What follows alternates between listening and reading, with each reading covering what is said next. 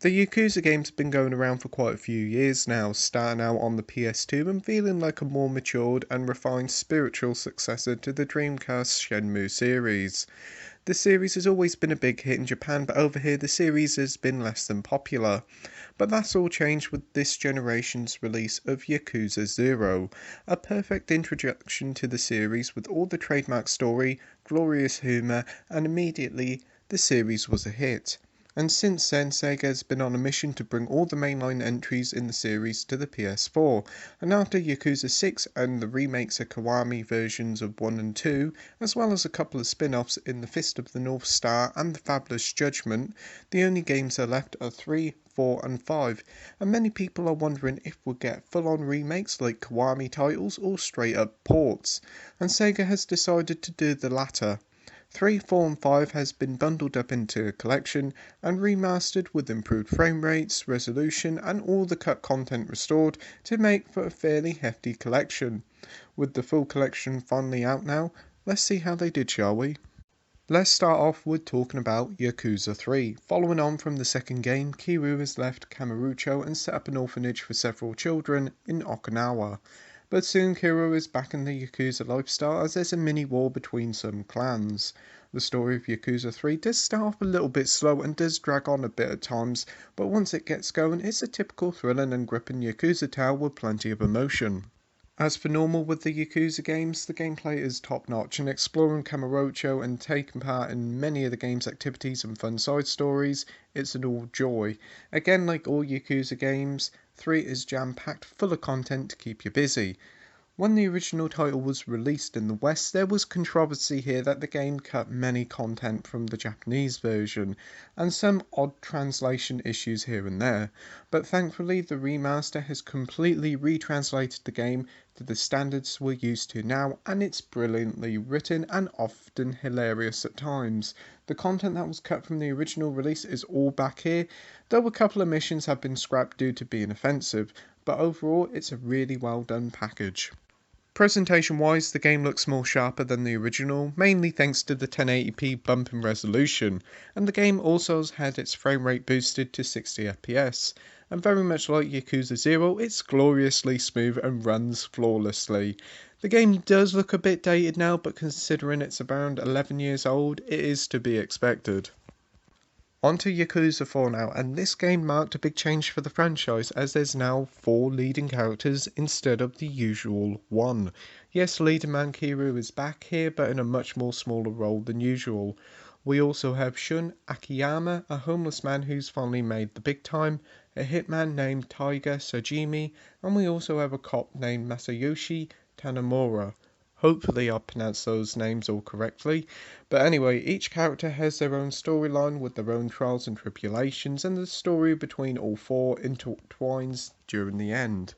It's certainly an interesting way for the series to go, and it does kind of work here as there's a big hint of heavy rain, but it is done much more better here. And whilst the story doesn't never reach the highs of Yakuza 0, 2 or 6, it's still above and beyond what other AAA stories offer. On to the gameplay now, and even though with 4 different characters to play as is still your typical Yakuza game, the game is set entirely in Kamurocho, but this time it's expanded a fair bit more to compensate for having 4 different characters. Each and every character has their own set of side stories, and again they're a great selection of heartwarming and often hilarious situations. We also have a pretty cool selection of mini games and activities which are also very fun to play. The remaster here is a pretty basic one compared to Yakuza 3. What we have here is a nice boost to both resolution and frame rate, and again it runs rock solid and plays perfectly. It also looks quite nice to boot as it's a later title. It's also worth noting that if you played the original, you'll probably notice that the character Masayoshi Tanamura looks a little bit different.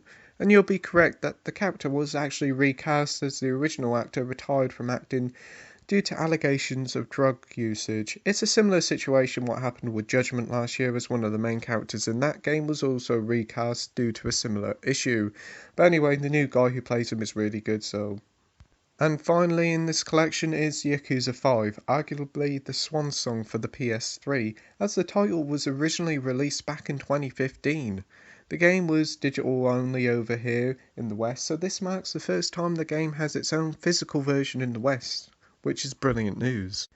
The game continues the trend that Yakuza 4 started by following multiple different characters, but this time there's even more. Fittingly for the fifth title, there's 5 playable characters.